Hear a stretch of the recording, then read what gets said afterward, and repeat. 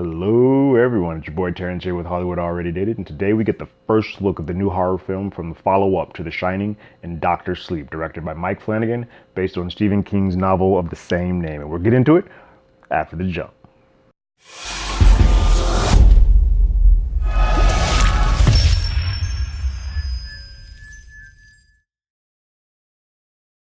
So in 2013, Stephen King made a follow-up book to The Shining called Doctor Sleep, and this movie is the film adaptation of that film, which picks up with Danny Torrance, who was a young child in The Shining and is now a full-grown adult, played by Ewan McGregor.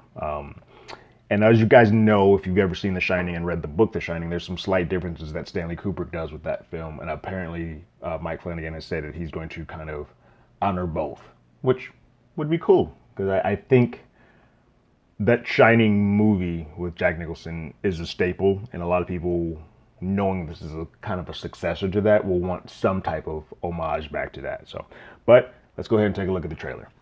We'll start this trailer up in 1, 2, 3. Hello.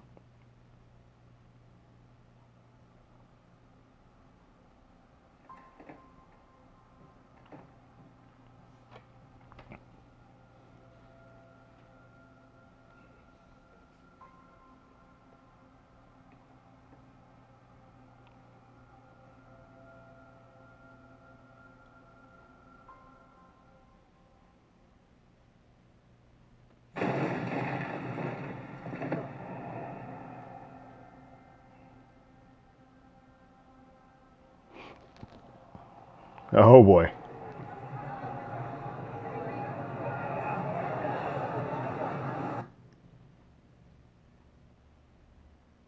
Just talk to the kid.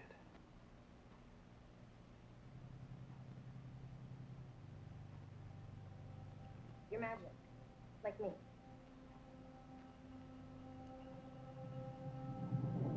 I need you to listen to me. The world's a hungry place. A dark place.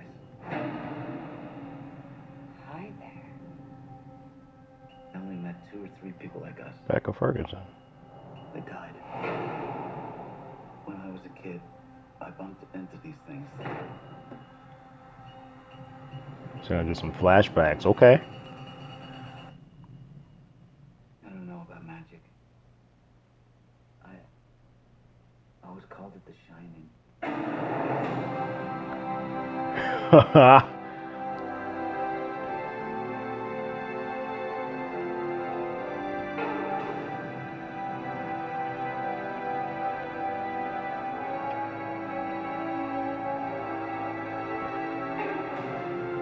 Oh hell, the two girls. Yeah. Well, they're leaning heavy into the connections to. I haven't read the book, so I don't know how much this is accurate, but this looks great.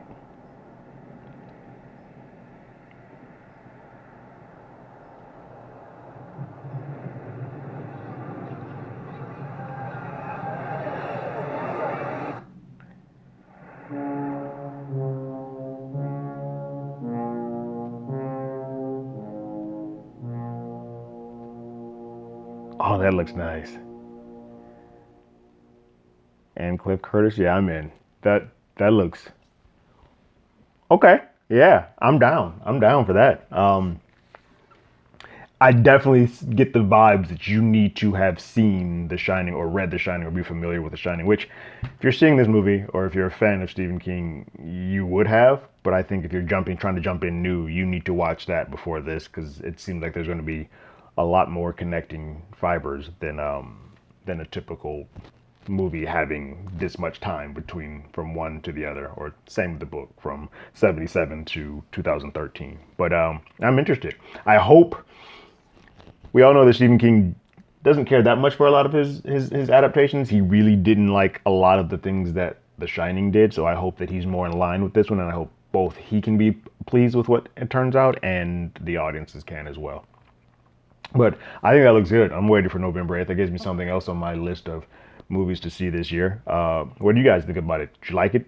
Are you a fan of The Shining? Who isn't, though, really? I mean, come on. But if you're a fan of The Shining and this looks good to you, or if it doesn't look good to you, leave your comments in the comments below. Let me know what you think about it, all right? If you haven't, go ahead and like, share, and subscribe to the channel. Ring that bell. First to 500 folks that come in the channel will be the founders of the channel, and I'll give somebody something nice for hanging around and letting everybody know about the place, okay? You can hit us up on HollywoodAlreadyDidIt@gmail.com, or you can find us on Twitter at HollywoodADI.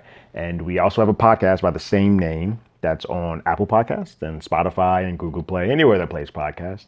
And this last episode, we talked about X-Men Dark Phoenix, a film that no one should be seeing. But we break it down as to why you should not be seeing that film and why it's kind of a struggle to get through that flick. But yeah, we're in this Stephen King renaissance with It and Gerald's Game and now Doctor Sleep. So I think it's a good time. He's one of the best writers of all time, so it's good to see a lot more of his work, some of the smaller pieces of his work and newer stuff also getting adapted. So like always though, I got my ticket. You got yours?